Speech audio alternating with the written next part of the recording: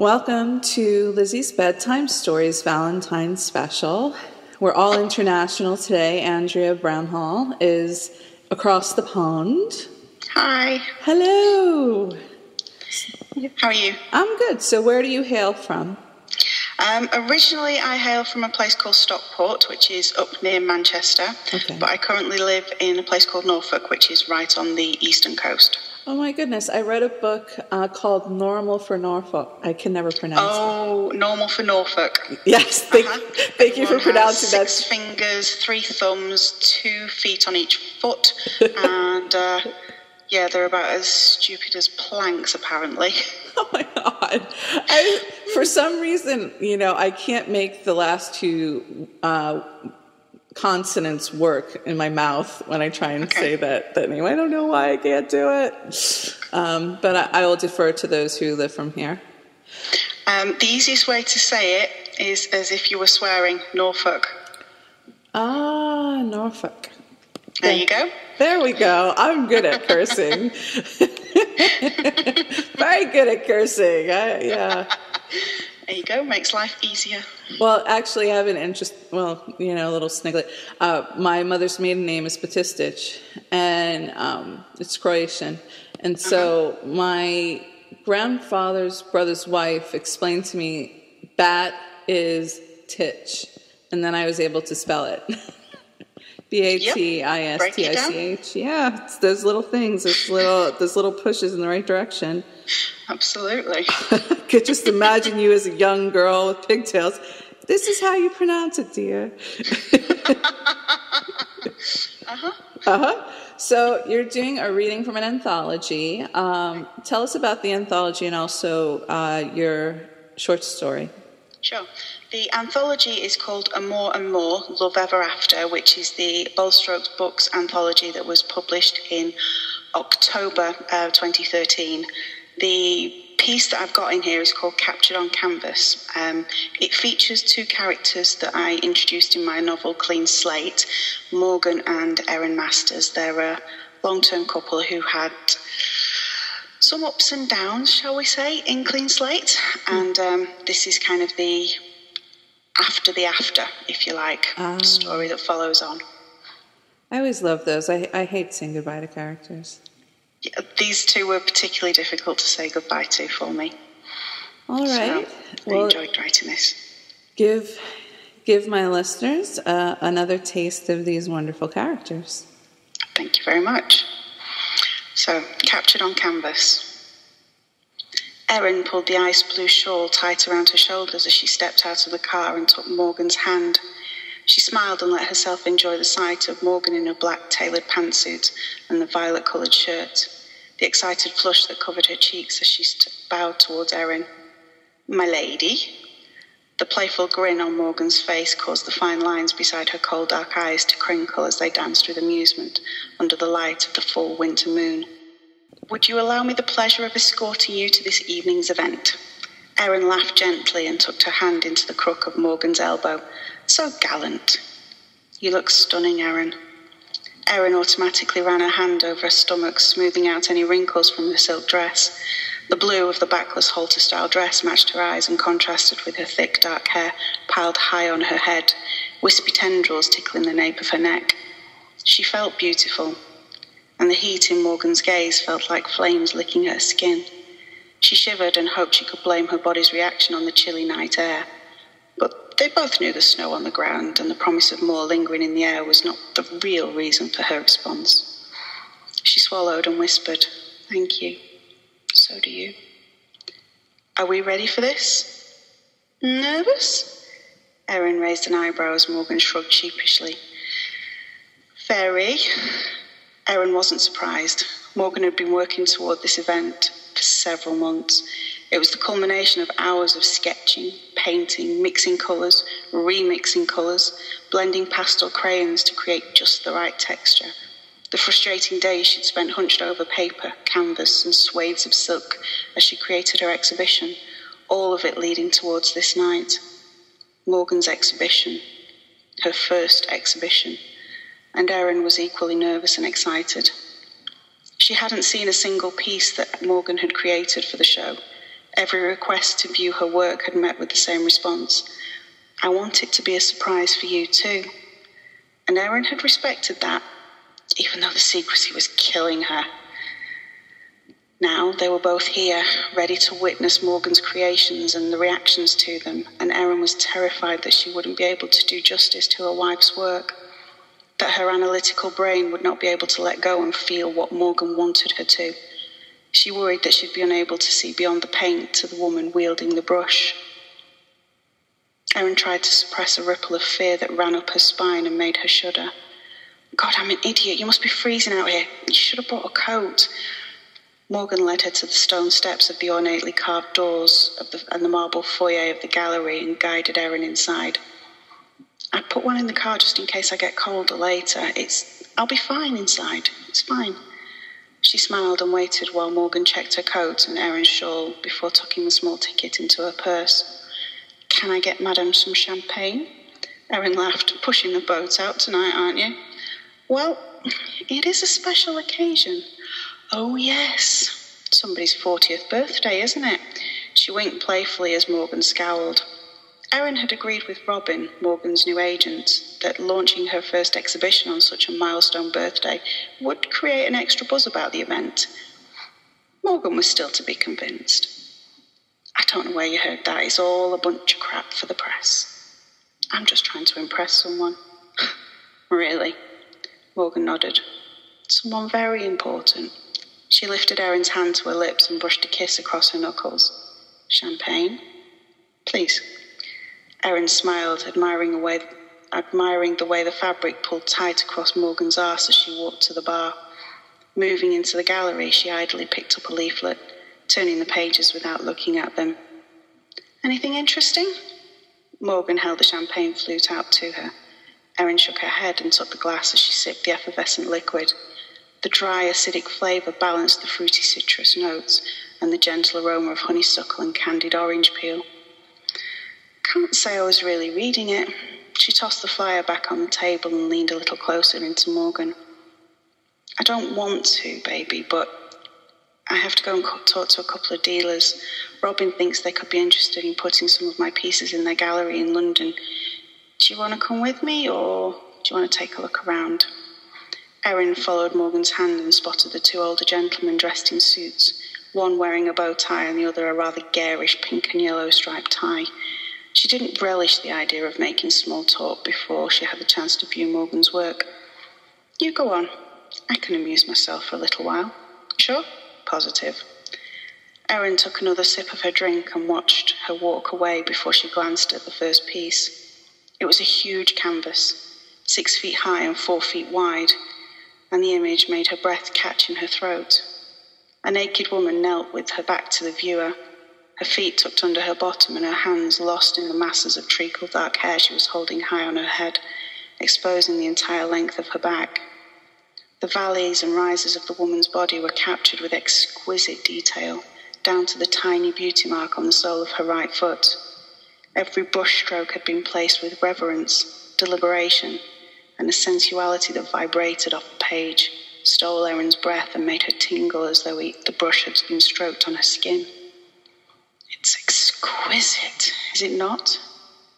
Erin turned to her left and smiled briefly at the man beside her. It's very good. Good. Oh, my dear, you're looking at it so incorrectly. This piece is not about good or bad, it's about passion.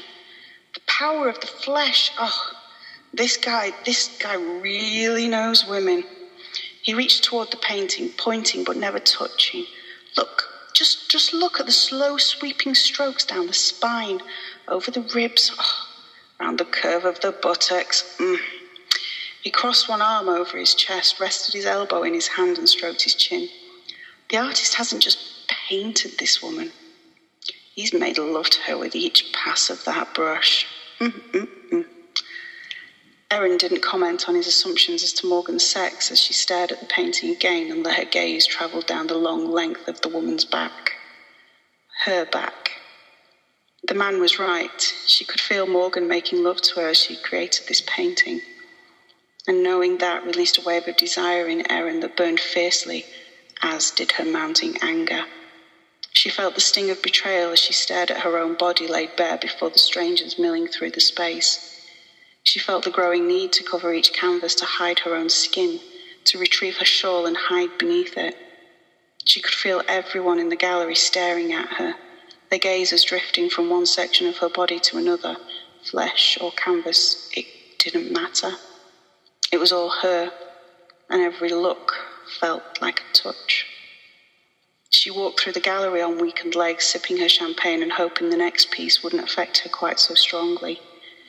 The sight of her slumbering body with an arm resting above her head, obscuring her face, made her cheeks burn with embarrassment. She realised no one would recognise her from the angle, but she felt exposed and angry with Morgan for putting her body on display in such a way. Something Morgan had assured her she would never do, that she didn't want to share any part of their intimate life with anyone else. Such love. The voice from the woman beside Erin was barely a whisper, and she turned in time to see her wipe a tear from the corner of her eye. She sipped a drink, trying to keep her fingers relaxed around the delicate stem to save it falling victim to her bubbling rage. You think so? The woman nodded without taking her eyes away from the picture. The artist, she clearly worships this woman. The painting alone shows that, even without the title. You don't think it shows a complete lack of respect for the woman in the picture? Oh, not at all. Her face isn't shown, her identity is totally private. The artist is showing her feelings, opening herself up, wearing her heart on her sleeve. But she isn't exposing her lover. Not exposing her lover? Erin glared at the woman, incredulous that she could be so blind. She's painted her naked body. How can you say she hasn't possibly exposed her? The artist has exposed herself. The woman in the picture doesn't. She's the one who's naked. Her flesh, yes, but her soul is not. The woman pointed at the arm covering Erin's painted visage. There's no face to show her expression or her feelings toward the painter. Instead, this Morgan Masters has shown us exactly how she feels about the woman she's painting, how she adores her, cherishes her. She gives away nothing about the woman in the pictures, even down to the title. No clue about who the model is, what she is to Morgan, nothing. She's a mystery. But the title tells us so much more about how the painter feels. Erin glanced at the card mounted next to the painting. Nothing is more beautiful than you, wearing only the moonlight and my kisses. Erin gasped and turned back towards the first piece, searching for its title. If I were blind, within my heart I could still see the beauty that is you. Tears welled in Erin's eyes as she looked at each new painting with a different view, looking not at what Morgan was showing of her, but what she was expressing to her. She slowly let the sensuality and romance of each piece infiltrate her soul. She leaned in closer, needing to see more, and every detail caused her heart to beat a little faster, her palms to moisten a little more, and her vision to narrow until all she could see was the painting. She stroked her neck as she examined the short brushstrokes that had been used to mix the pigments until the skin tone was perfect. Each tiny sweep felt like a kiss upon her skin. The final piece in the exhibition was a canvas 8 feet long and 3 feet high, a swirling vortex of blue, white, black, violet, indigo, and tiny flecks of gold that sucked her into the piece and held her hostage. Your eyes aren't just beautiful, they're the gateway to a world I want to be a part of. Morgan whispered the title against Erin's ear, her breath raising goosebumps down Erin's neck, caressing her, teasing her. Always. Erin leaned back against Morgan's chest, the starchy cotton ruff against her oversensitized back, and her nipples hardened. Do you like it? It's beautiful. She turned her head and smiled at the faint blush that stole over Morgan's cheeks. They're all beautiful. I was afraid you'd be angry with me. I was. Oh, I was. I felt so exposed, Morgan. That's not what I know. Gently, she kissed the corner of Morgan's lips and laughed. I realised that when I talked to a woman over at the second picture. Oh, God. Do I want to know what you talked about? Erin shook her head. It doesn't matter now. But she helped me to see that it wasn't your model who you were exposing up there.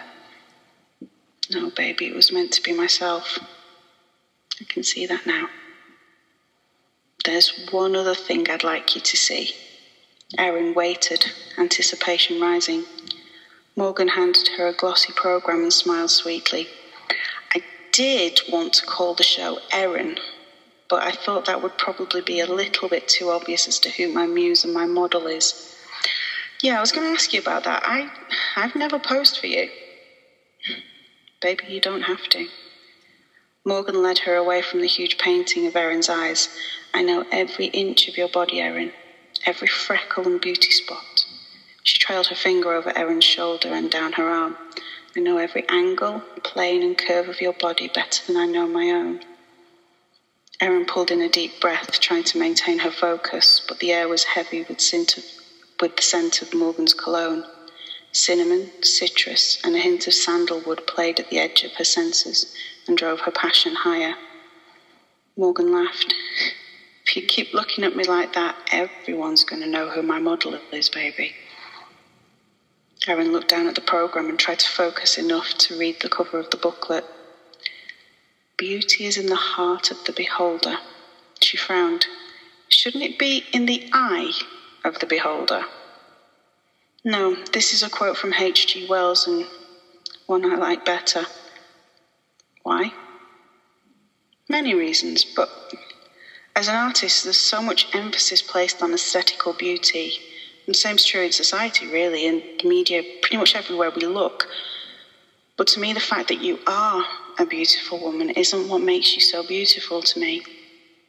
It really doesn't matter. You'd be beautiful to me no matter how you looked. In my heart, you're the most beautiful woman I have ever or will ever see because I love you. And true beauty is seen with the heart, not with the eye. She placed a gentle kiss behind Erin's ear and whispered, and my heart sees only you. Erin gasped as her heart thundered in her chest. How much longer do we need to stay? It's my opening night, baby. I can't leave. Erin closed her eyes, knowing Morgan was right, but her body and her heart ached for her lover's touch. I've looked at every painting you have out there. Every brushstroke was put on that paper like you were painting it on my skin. Morgan wrapped an arm about her waist and rested her chin on Erin's shoulder. Every time someone points to a section, it draws my attention and I feel. Her voice cracked as she covered Morgan's hands with her own. I feel like you've been touching me all night long. I know. Morgan shifted and placed a row of tiny kisses along her shoulder.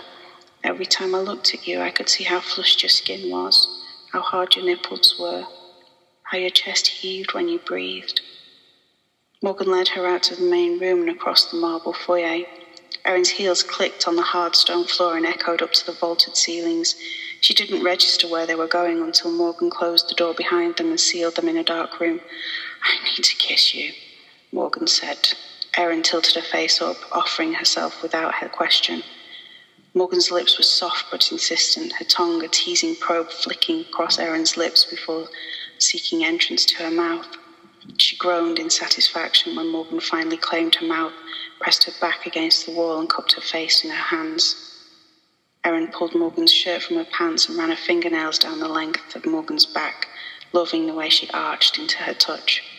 She pushed her jacket off her shoulders, not caring where it landed, and threaded her fingers through Morgan's shaggy dark hair. Morgan wrenched her mouth from Erin's and grinned when she moaned at the loss of contact. Your dress will get all wrinkled if we don't stop. Oh, I don't care. Erin tried to pull Morgan's head back for another kiss. You will when we have to go back out there and face them all. Erin knew she was right, but she still couldn't bring herself to care. She ached to explore every inch of Morgan's body, just as her skin craved Morgan's hands and lips. Disappointment cut through her when Morgan eased her body away and she closed her eyes in a weak attempt at controlling the desire that was raging through her. Turn around. Morgan whispered the words into the dark room. Erin swallowed, her throat suddenly dry at the commanding tone in Morgan's voice.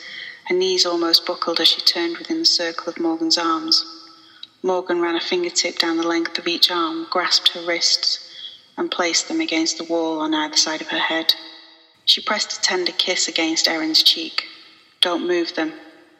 Erin gasped as Morgan nipped at her earlobe and released the catch behind her neck.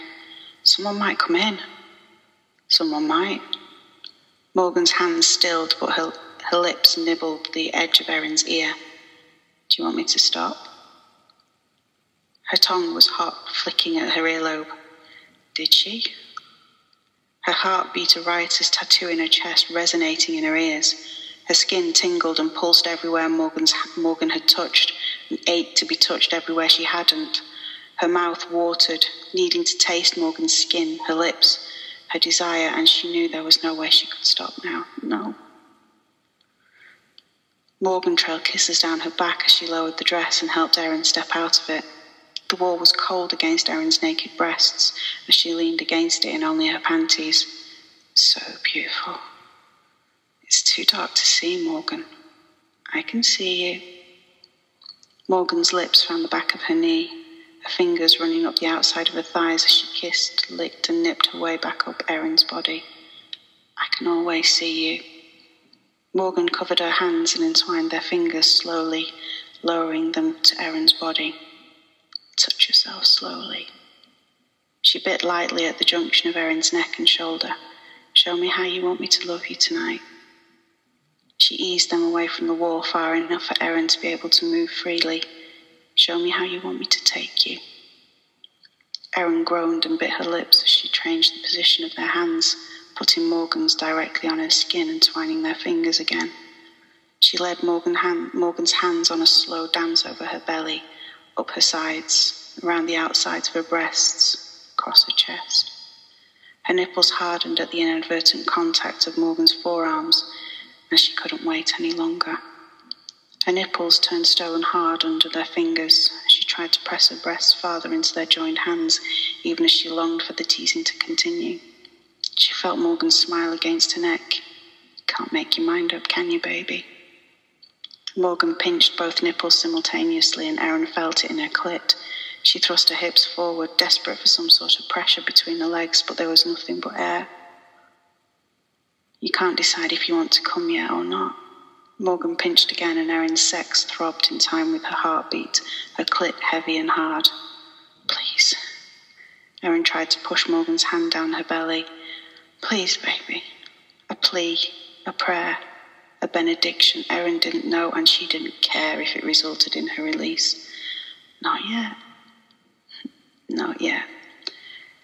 Erin felt the last of her reason desert her as Morgan turned her back against the wall and dropped to her knees. She pressed her face against the lace panties and hooked her fingers again around the thin band of elastic. "Oh, so pretty, baby." But they've got to go. She felt wanton in a way that only turned her on more, standing before her lover in nothing but her high heels and lace stockings. Her thighs trembled as she glanced down. "I wish I could see your eyes right now." Erin reached forward and cupped Morgan's face. "I always know what you're thinking when I can see your eyes." She heard the brush of hands running over plaster, and then a single bulb overhead lit the small storeroom. She squinted until her eyes adjusted to the new light. Morgan knelt in front of her, staring up at her. "And what am I thinking?" "The same thing I am. I love you." Erin leaned forward and kissed her while Morgan caressed the back of her thighs. She straightened up, needing the support of the wall at her back. Morgan raked her fingers through the dark thatch of hair at the apex of her thighs. "Open up for me, baby." Erin opened her legs and closed her eyes. "Oh, no, you don't. You said you wanted to see, so you keep looking at me." Desire shot straight to her groin at the order breathed against her belly.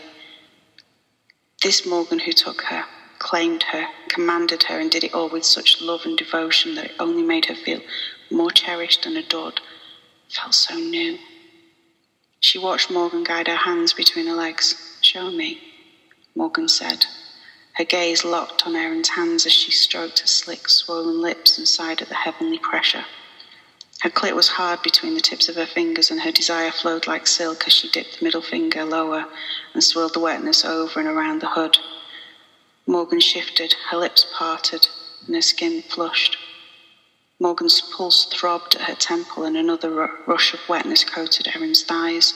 Seeing Morgan react to her was the greatest aphrodisiac, making her feel powerful even at her most vulnerable of moments, when she was naked, undone, and gasping for air. Erin used one hand to spread herself open, showing Morgan her most intimate self. She pushed one finger inside, reveling as they moaned in unison. Morgan's fingers twitched into fists resting on the thighs, and Erin knew she was aching to reach out and touch her. "Tell me." Morgan's voice was hoarse and cracking, heavy with desire. "Tell me how it feels. What it feels like to be inside you right now with me watching." Dizzy, Erin ran her fingers slowly in and out of her own giving flesh, and words failed her. She wanted Morgan's hands on her, in her, her mouth taking her. "Tell me." "Hot. Your pussy feels hot?" Erin's knees shook and she slipped a second finger inside. "Yes, but I meant you watching." Erin's voice sounded strange in her own ears. Morgan grinned up at her. "It's so hot watching you like this, baby." Morgan leaned closer. What else?